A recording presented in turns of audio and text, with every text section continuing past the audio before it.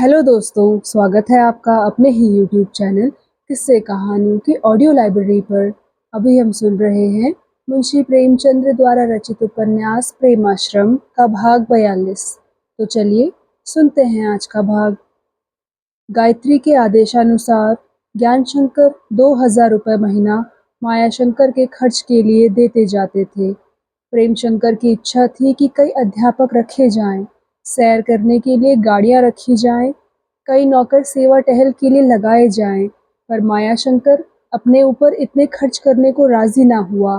प्रेमशंकर को मजबूर होकर उसकी बात माननी पड़ी। केवल 2 अध्यापक उसे पढ़ाने आते थे। फारसी पढ़ाने के लिए इजाद हुसैन और संस्कृत पढ़ाने के लिए एक पंडित। सवारी के लिए एक घोड़ा भी था।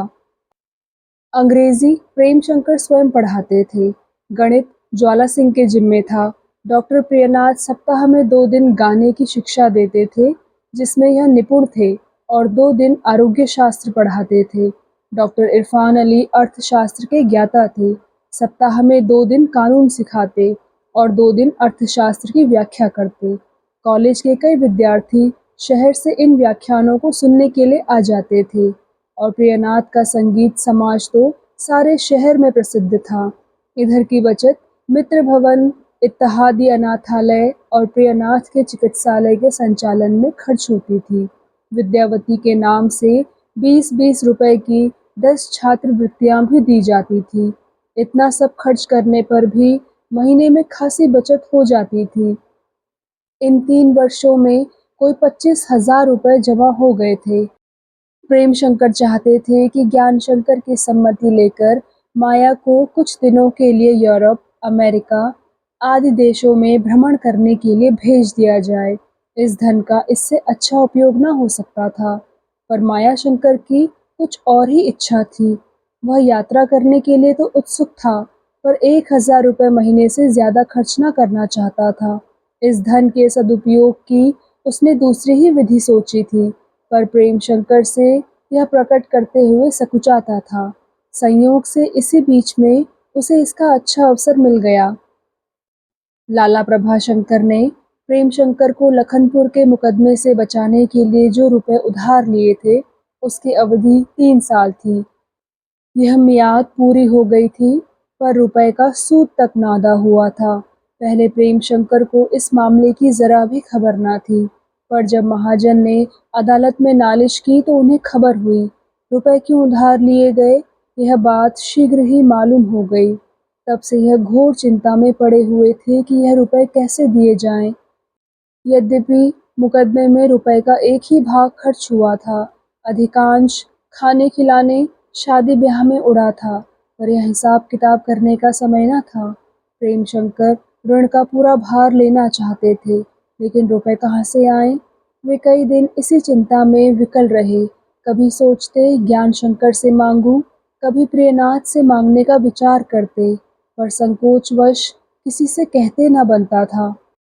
एक दिन वह इसी उधेड़-बुन में पड़े हुए थे कि भोला आकर खड़ा हो गया और उन्हें चिंतित देख बोला, बाबूजी, आजकल आप बहुत उदास रहते हैं, क्या बात है? हमारे लायक कोई काम हो तो बताइए, भरसक उसे पूरा करेंगे। प्रेमशंकर को भोला से बहुत स्नेह था। इनके सत्संग से उसकी शराब और जुए की आदत छूट गई थी। वह इनको अपना मुक्तिदाता समझता था और इन पर असीम श्रद्धा रखता था।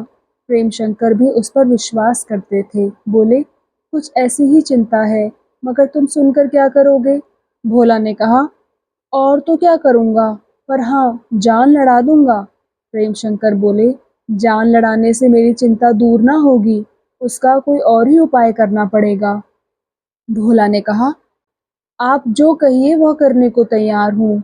जब तक आप ना बताएंगे पिंड ना छोड़ूंगा। अंत में विवश होकर प्रेमशंकर ने कहा, मुझे कुछ रुपयों की जरूरत है और समझ में नहीं आता कि कौन सा उपाय करूं। भोला ने कहा, 1000-2000 से काम चले तो मेरे पास हैं, ले लीजिए। ज्यादा की जरूरत हो तो कोई और उपाय करूं। प्रेमशंकर बोले, 1000-2000 का तुम क्या प्रबंध करोगे? तुम्हारे पास तो है नहीं, किसी से लेने ही पड़ेंगे। भोला ने कहा, नहीं बाबूजी, आपकी दुआ से अब इतने फटे हाल नहीं हैं। 1000 से कुछ ऊपर तो अपने ही हैं। 1000 मस्ता ने रखने को दिए हैं। दुर्गा और दमड़ी भी कुछ रुपए रखने को देते थे, पर मैंने नहीं लिए। पराए रुपए घर में रखकर कौन जंजाल पाले? कहीं कुछ हो जाए तो लोग समझेंगे इसने खा लिए होंगे। प्रेमशंकर ने पूछा, तुम लोगों के पास इतने रुपए कहाँ से आ गए? भोला ने कहा, आप ही ने दिए हैं, और कहाँ से आए? जवानी की कसम खाकर कहता हूँ कि इधर 3 साल से एक दिन भी कौड़ी हाथ से छुई हो या दारू मुंह से लगाई हो। आप लोगों जैसे भले आदमियों के साथ रहकर ऐसे कुकर्म करता तो कौन मुंह दिखाता?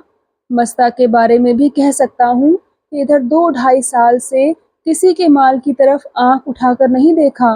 अभी थोड़े ही दिनों की बात है, भवानी सिंह की अंटी से 5 गिन्नियां गिर गई थी। मस्ता ने खेत में पड़ी पाई और उसी दिन जाकर उन्हें दे आया। पहले इसी बगीचे से फल फलारी तोड़कर बेच लिया करता था, पर अब यह सारी आदतें छूट गई। दुर्गा और दमड़ी गांजा चरस तो पीते हैं, लेकिन बहुत कम, और मैंने उन्हें कोई कुचाल चलते नहीं देखा। हम सभी रोटी, दाल, तरकारी खाकर 200-300 रुपए बचा लेते हैं। तो कहिए, जितने रुपए मेरे पास हैं वह लाऊं? प्रेमशंकर बोले, यह सुनकर मुझे बड़ी खुशी हुई कि तुम लोग भी 4 पैसे के आदमी हो गए।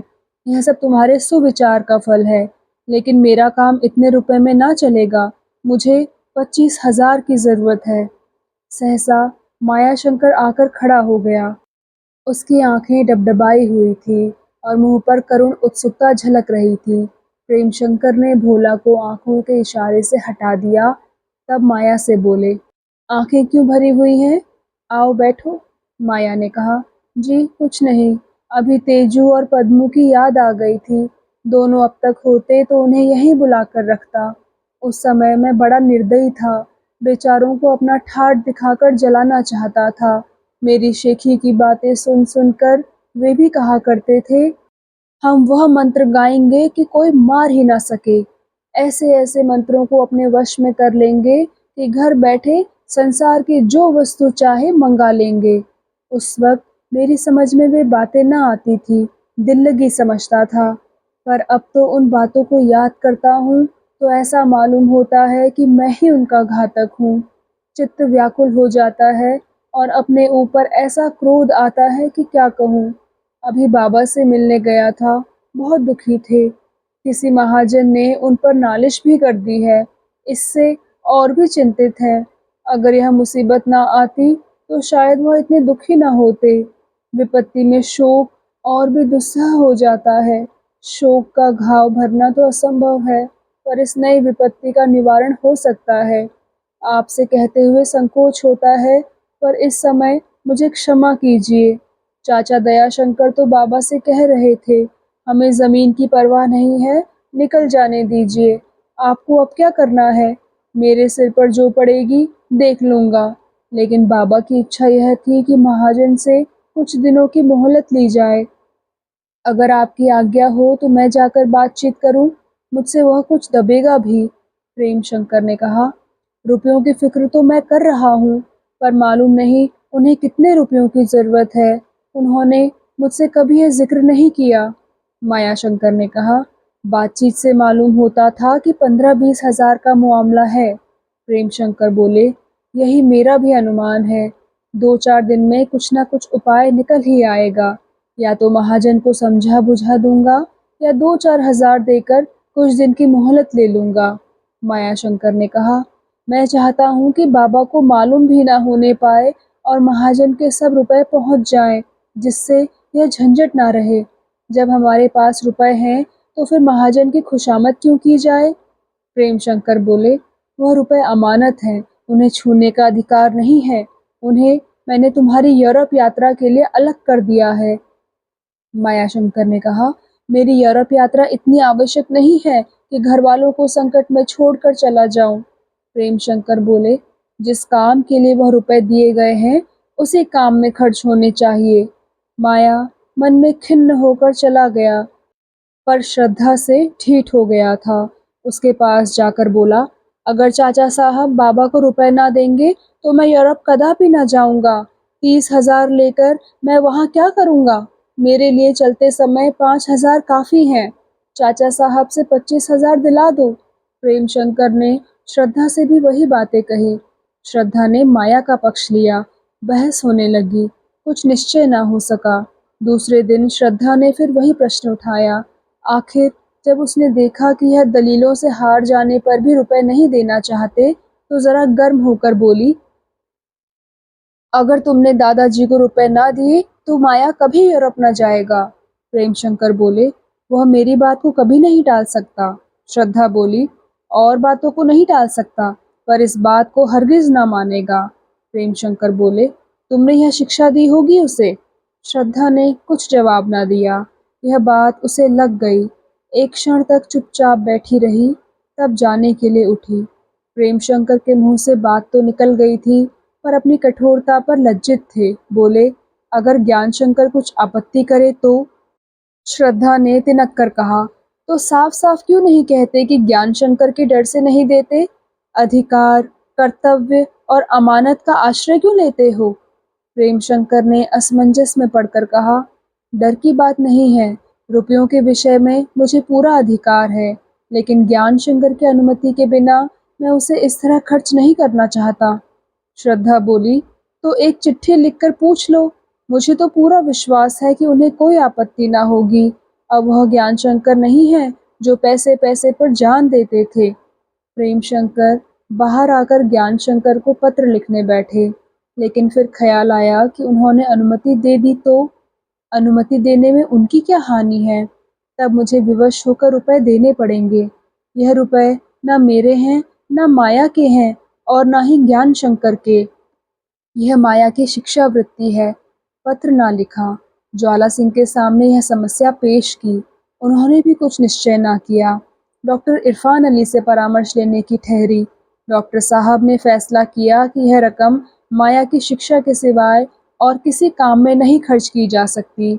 माया शंकर ने यह फैसला सुना तो झुंझला उठा। जी में आया कि चलकर डॉक्टर साहब से खूब बहस करूं, पर डरा कि कहीं वह इसे बेअदबी ना समझें। क्यों ना महाजन के पास जाकर वह सब रुपए मांग लूं। अभी नाबालिग हूँ, शायद उसे कुछ आपत्ति हो, लेकिन एक के दो देने पर तैयार हो जाऊंगा तो मान जाएगा। लेकिन फिर शंका हुई कि चचा साहब को मालूम हो गया तो मुंह से तो चाहे कुछ ना कहें, पर मन में बहुत नाराज होंगे। बेचारा इन्हीं दुश्चिंताओं में डूबा हुआ मलिन उदास जाकर लेट रहा। संध्या हो गई पर कमरे से ना निकला। डॉक्टर इरफान अली ने पढ़ने के लिए बुलाया। कहला भेजा, मेरे सिर में दर्द है। भोजन का समय आया। मित्र भवन के और सब छात्र भोजन करने लगे। माया ने कहला भेजा, मेरे सिर में दर्द है। श्रद्धा बुलाने आई। उसे देखते ही माया रो पड़ा। श्रद्धा ने प्रेम से आंसू पोंछते हुए कहा, बेटा चलकर थोड़ा सा खाना खा लो, सवेरे मैं फिर उनसे कहूँगी। डॉक्टर इरफान अली ने बात बिगाड़ दी, नहीं तो मैंने तो राजी कर ही लिया था। माया ने कहा, चाची मेरी खाने की बिल्कुल इच्छा नहीं है। फिर रो रो कर बोला, तेजू और पद्मू के प्राण मैंने लिए और अब मैं बाबा की कुछ मदद भी नहीं कर सकता। ऐसे जीने पर धिक्कार है। श्रद्धा भी करुणावेग से विवश हो गई। अंचल से माया के आंसू पोंछती थी और स्वयं रोती थी। माया ने कहा, चाची तुम नाहक हलकान होती हो। मैं अभागा हूँ, मुझे रोने दो। श्रद्धा बोली, तुम चलकर कुछ खा लो, मैं आज ही रात को यह बात छेड़ूंगी। माया का चित्त बहुत खिन्न था, पर श्रद्धा की बात न टाल सका।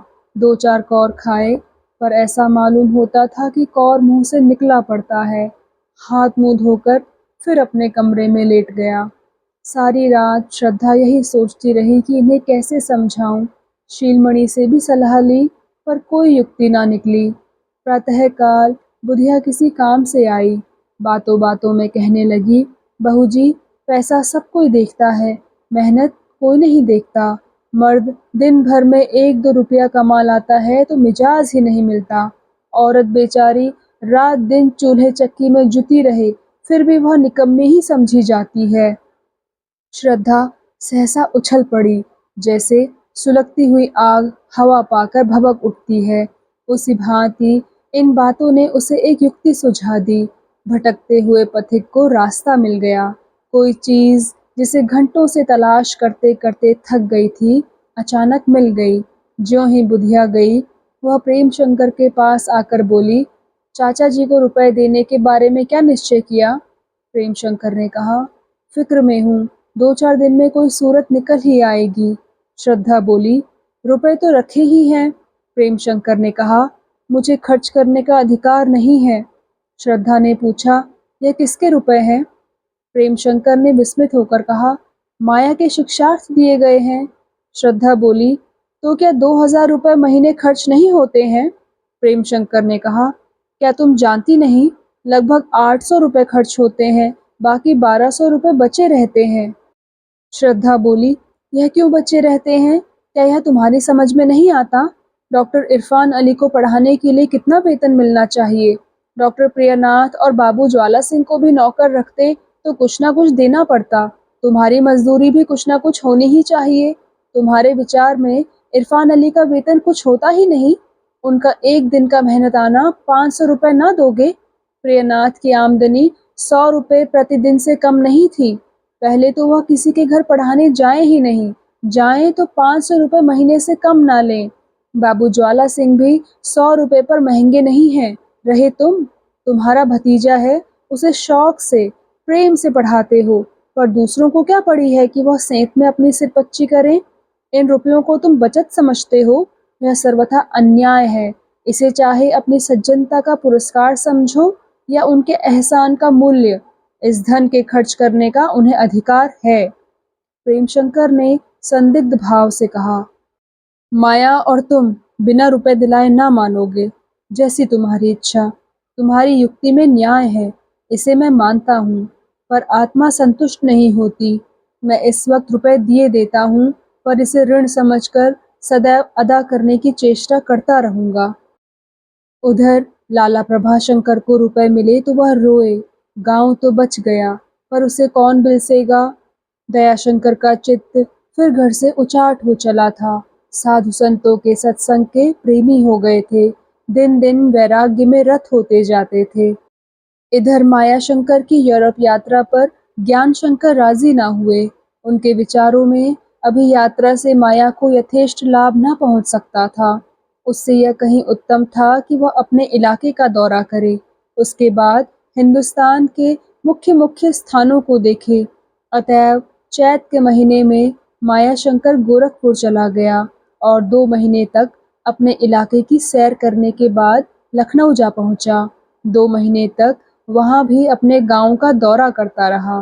प्रतिदिन जो कुछ देखता अपनी डायरी में लिख देता। कृषकों की दशा का खूब अध्ययन किया। दोनों इलाकों के किसान उसके प्रजा प्रेम, विनय और शिष्टता पर मुग्ध हो गए। उसने उनके दिलों में घर कर लिया। भय की जगह प्रेम का विकास हो गया। लोग उसे अपना उच्च हितैषी समझने लगे। उसके पास आकर अपनी विपत्ति कथा सुनाते। उसे उनकी वास्तविक दशा का ऐसा परिचय किसी अन्य रीति से न मिल सकता था। चारों तरफ तबाही छाई हुई थी।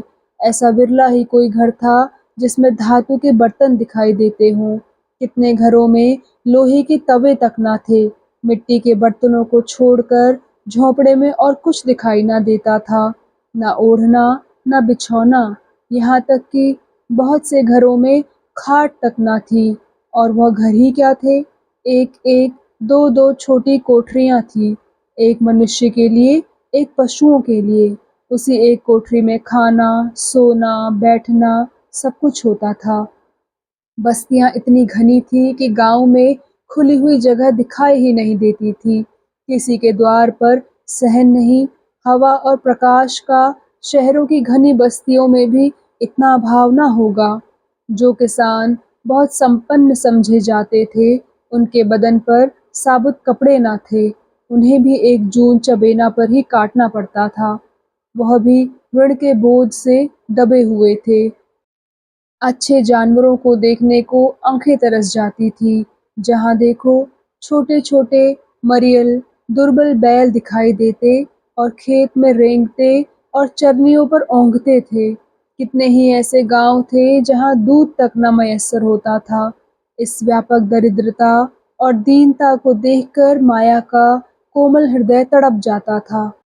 वह स्वभाव से ही भावुक था, बहुत नम्र, उदार और सहृदय।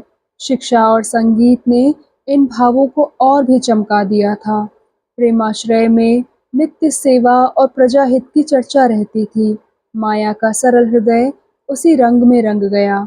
वह इन दृश्यों से दुखित होकर प्रेम शंकर को बार बार पत्र लिखता, अपनी अनुभूत घटनाओं का उल्लेख करता और इस कष्ट को निवारण करने का उपाय पूछता। किंतु प्रेम शंकर या तो उनका कुछ उत्तर ही ना देते या किसानों की मूर्खता, आलस्य आदि दुस्वभावों की गाथा ले बैठते। माया तो अपने इलाके की सैर कर रहा था, इधर स्थानीय राज्यसभा के सदस्यों का चुनाव होने लगा। ज्ञानशंकर इस सम्मान्य पद के पुराने अभिलाषी थे, बड़े उत्साह से मैदान में उतरे। यद्यपि तालुक्केदार सभा के मंत्री थे, पर तालुक्केदारों की सहायता पर उन्हें भरोसा न था। कई बड़े बड़े तालुक्केदार अपने गांव के प्रतिनिधि बनने के लिए तत्पर थे। उनके सामने ज्ञानशंकर को अपनी सफलता की कोई आशा न थी, इसलिए उन्होंने गोरखपुर के किसानों की ओर से खड़ा होने का निश्चय किया। वहाँ संग्राम इतना भीषण न था। उनके गोइंदे देहातों में घूम घूम कर उनका गुणगान करने लगे। बाबू साहब कितने दयालु, ईश्वर भक्त हैं, उन्हें चुनकर तुम कृतार्थ हो जाओगे। वह राज्यसभा में तुम्हारी उन्नति और उपकार के लिए जान लड़ा देंगे, लगान घटवाएंगे, प्रत्येक गांव में गोचर भूमि की व्यवस्था करेंगे, नजराने उठवा देंगे, इजाफा लगान का विरोध करेंगे और इखराज को समूल उखाड़ देंगे। सारे प्रांत में धूम मची हुई थी, जैसे सहालग के दिनों में ढोल और नगाड़ों का नाद गूंजने लगता है, उसी भांति इस समय जिधर देखिए जाति प्रेम की चर्चा सुनाई देती थी। डॉक्टर इरफान अली बनारस महाविद्यालय की तरफ से खड़े हुए। बाबू प्रियनाथ ने बनारस म्यूनिसिपैलिटी का दामन पकड़ा। ज्वाला सिंह इटावे के रईस थे, उन्होंने इटावे के कृषकों का आश्रय लिया। सैयद इजाद हुसैन को भी जोश आया, वह मुस्लिम स्वत्व की रक्षा के लिए उठ खड़े हुए। प्रेमशंकर इस क्षेत्र में न आना चाहते थे, पर भवानी सिंह, बलराज और कादिर खां ने बनारस के कृषकों पर उनका मंत्र चलाना शुरू किया। 3-4 महीनों तक बाजार खूब गर्म रहा। छापे खाने को ट्रैक्टरों के छापने से सिर उठाने का अवकाश न मिलता था। कहीं दावतें होती थी, कहीं नाटक दिखाए जाते थे। प्रत्येक उम्मीदवार अपनी अपनी ढोल पीट रहा था, मानो संसार के कल्याण का उसी ने बीड़ा उठाया है। अंत में चुनाव का दिन आ पहुंचा। उस दिन नेताओं का सदुत्साह, उनकी तत्परता, उनकी शीलता और विनय दर्शनीय थी, और राय देने वालों का तो मानो सौभाग्य सूर्य उदय हो गया था। मोहन भोग और मेवे खाते थे और मोटरों पर सैर करते थे। सुबह से पहर रात तक रायों की चिट्ठियां पढ़ी जाती थी। इसके बाद के 7 दिन बड़ी बेचैनी के दिन थे, ज्यों-त्यों करके कटे। 8वें दिन राजपत्र में नतीजे निकल गए। आज कितने ही घरों में घी के चिराग जले, कितनों ने मातम मनाया। ज्ञानशंकर ने मैदान मार लिया, लेकिन प्रेमाश्रम निवासियों को जो सफलता प्राप्त हुई वह आश्चर्यजनक थी। इस अखाड़े के सभी योद्धा विजय पताका फहराते हुए निकले। सबसे बड़ी फतह प्रेमशंकर की थी। वह बिना उद्योग और इच्छा के इस उच्चासन पर पहुंच गए थे। ज्ञानशंकर ने यह खबर सुनी तो उनका उत्साह भंग हो गया। राज्यसभा में बैठने का उतना शौक न रहा। बहुधा वृक्षपुंजों में संध्या समय पक्षियों के कलरव से कान पड़ी आवाज सुनाई नहीं देती, लेकिन ज्यों ही अंधेरा हो जाता है और चिड़िया अपने अपने घोंसलों में जा बैठती हैं, वहां नीरवता छा जाती है। उसी भांति जाति के प्रतिनिधिगण राज्यसभा में सुसज्जित सुविशाल भवन में पहुंचकर शांति में मग्न हो गए। वे लंबे चौड़े वादे, वे बड़ी बड़ी बात सब भूल गई। कोई मुवक्किलों के सेवा सत्कार में लिप्त हुआ, कोई अपने बही खाते की देखभाल में, कोई अपने सैर और शिकार में। जाति हित की वह उमंग शांत हो गई। लोग मनोविनोद की रीति से राज्यसभा में आते और कुछ निरर्थक प्रश्न पूछकर या अपने वाक्य नैपुण्य का परिचय देकर विदा हो जाते। वह कौन सी प्रेरक शक्तियां थी जिन्होंने लोगों को इस अधिकार पर आसक्त कर रखा था, इसका निर्णय करना कठिन है, पर उनमें सेवा भाव का जरा भी लगाव न था। यह निर्भ्रांत है। कारण और कार्य, साधन और फल दोनों उसी अधिकार में विलीन हो गए। किंतु प्रेमाश्रम में वह शिथिलता न थी। यहाँ लोग पहले से ही सेवा धर्म के अनुगामी थे। अब उन्हें अपने कार्य क्षेत्र को और विस्तृत करने का सुअवसर मिला। ये लोग नए नए सुधार के प्रस्ताव सोचते, राजकीय प्रस्तावों के गुण दोष की मीमांसा करते, सरकारी रिपोर्टों का निरीक्षण करते, प्रश्नों द्वारा अधिकारियों के अत्याचारों का पता देते। जहाँ कहीं न्याय का खून होते देखते, तुरंत सभा का ध्यान उसकी ओर आकर्षित करते। और ये लोग केवल प्रश्नों से ही संतुष्ट न हो जाते थे, वरन प्रस्तुत विषयों के मर्म तक पहुँचने की चेष्टा करते। विरोध के लिए विरोध न करते, बल्कि शोध के लिए। इस सदुद्योग और कर्तव्य परायणता ने शीघ्र ही राजसभा में इस मित्र मंडल का सिक्का जमा दिया। उनकी शंकाएं, उनके प्रस्ताव, उनके प्रतिवाद आदर की दृष्टि से देखे जाते थे। अधिकारी वर्ग उनकी बातों को चुटकियों में न उड़ा सकते थे। यद्यपि डॉक्टर इरफान अली इस मंडल के मुख्य पात्र थे, पर खुला हुआ भेद था कि प्रेम शंकर ही उसके कर्णधार थे। इस तरह 2 साल बीत गए, और यद्यपि मित्र मंडल ने सभा को मुग्ध कर लिया था, पर अभी तक प्रेम शंकर को अपना वह प्रस्ताव सभा में पेश करने का साहस न हुआ, जो बहुत दिनों से उनके मन में समाया हुआ था, और जिसका उद्देश्य यह था कि जमींदारों से असामियों को बेदखल करने का अधिकार ले लिया जाए। वह स्वयं जमींदार घराने के थे। माया, जिसे वह पुत्रवत प्यार करते थे, एक बड़ा तालुकेदार हो गया था। ज्वाला सिंह भी जमींदार थे। लाला प्रभाशंकर, जिनको वह पिता तुल्य समझते थे, अपने अधिकारों में जौ भर की कमी भी न सह सकते थे। इन कारणों से वह प्रस्ताव को सभा के सम्मुख लाते हुए सकुचाते थे। यद्यपि सभा में भूपतियों की संख्या काफी थी, और संख्या के देखते दबाव और भी ज्यादा था, पर प्रेमशंकर को सभा का इतना भय न था जितना अपने संबंधियों का। इसके साथ ही अपने कर्तव्य मार्ग से विचलित होते हुए उनकी आत्मा को दुख होता था। एक दिन वह इसी दुविधा में बैठे हुए थे कि मायाशंकर एक पत्र लिए हुए आया और बोला, देखिए, बाबू दीपक सिंह सभा में कितना घोर अनर्थ करने का प्रयत्न कर रहे हैं। वह सभा में इस आशय का प्रस्ताव लाने वाले हैं कि जमींदारों को आसामियों से लगान वसूल करने के लिए ऐसे अधिकार मिलने चाहिए कि वे अपनी इच्छा से जिस आसामी को चाहे बेदखल कर दें। उनके विचार में जमींदारों को यह अधिकार मिलने से रुपए वसूल करने में बड़ी सुविधा हो जाएगी। प्रेमशंकर ने उदासीन भाव से कहा, मैं यह पत्र देख चुका हूँ। मायाशंकर बोला, पर आपने इसका कुछ उत्तर क्यों नहीं दिया? प्रेमशंकर ने आकाश की ओर ताकते हुए कहा, अभी तो नहीं दिया। माया ने कहा, आप समझते हैं कि सभा में प्रस्ताव स्वीकृत हो जाएगा?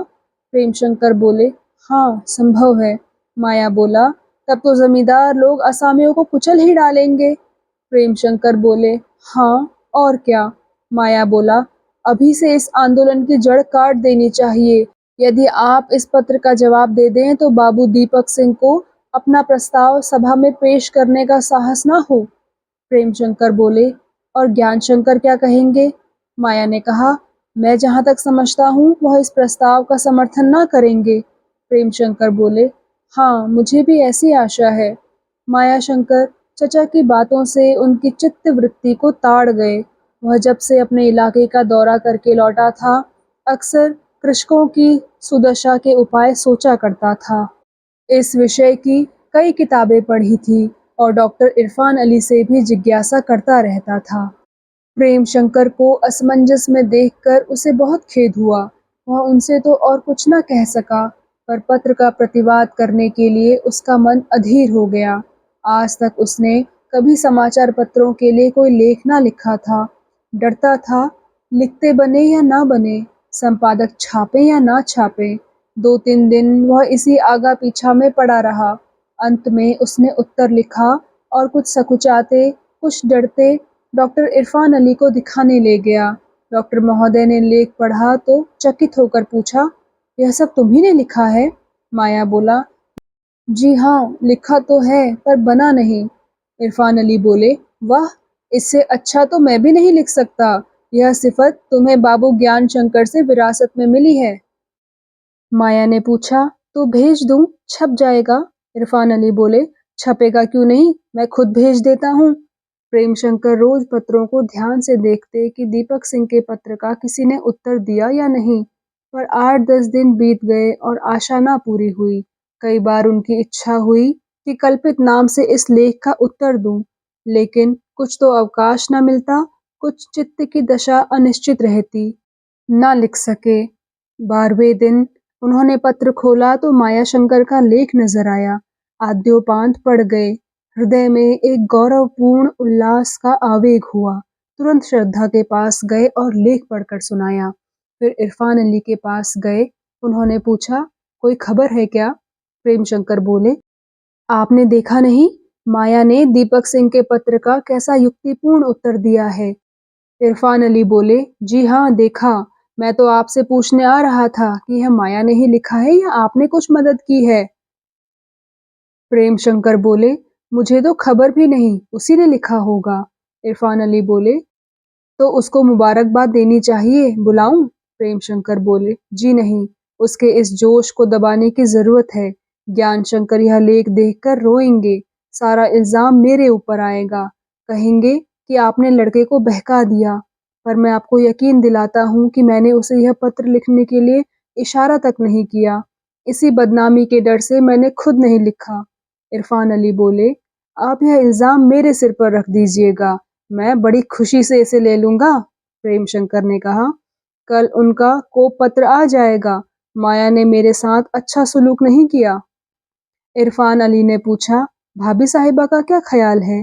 प्रेम शंकर बोले, उनकी कुछ ना पूछिए, वह तो इस खुशी में दावत करना चाहती हैं। प्रेम शंकर का अनुमान अक्षरशः सत्य निकला। तीसरे दिन ज्ञान शंकर का कोप पत्र आ पहुंचा। आशय भी यही था। मुझे आपसे ऐसी आशा न थी। साम्यवाद के पाठ पढ़ाकर आपने सरल बालक पर घोर अत्याचार किया है। उसका 18वां वर्ष पूरा हो रहा है। उसे शीघ्र ही अपने इलाके का शासनाधिकार मिलने वाला है। मैं इस महीने के अंत तक इन्हीं तैयारियों के लिए आने वाला हूँ। हिज एक्सलेंसी गवर्नर महोदय स्वयं राज्य तिलक देने के लिए पधारने वाले हैं। उस मृदु संगीत को इस बेसुरे राग ने चौपट कर दिया। आपको अपने प्रजावाद का बीज किसी और खेत से बोना चाहिए था। आपने अपने शिक्षाधिकार का खेदजनक दुरुपयोग किया है। अब मुझ पर दया कर माया को मेरे पास भेज दीजिए। मैं नहीं चाहता कि अब वह एक क्षण भी वहां और रहे। अभिषेक तक मैं उसे अपने साथ रखूंगा। मुझे भय है कि वहां रहकर वह कोई और उपद्रव ना कर बैठे। अस्तु। संध्या की गाड़ी से माया शंकर ने लखनऊ को प्रस्थान किया। तो दोस्तों, कैसा लगा आपको आज का भाग? कृपया कमेंट सेक्शन में आकर ज़रूर बताइएगा। और अगर आपने अभी तक इस चैनल को सब्सक्राइब नहीं किया है तो कृपया सब्सक्राइब भी ज़रूर कर लीजिएगा। मैं मिलती हूँ आपसे इसी कहानी के अगले भाग के साथ। तब तक के लिए धन्यवाद।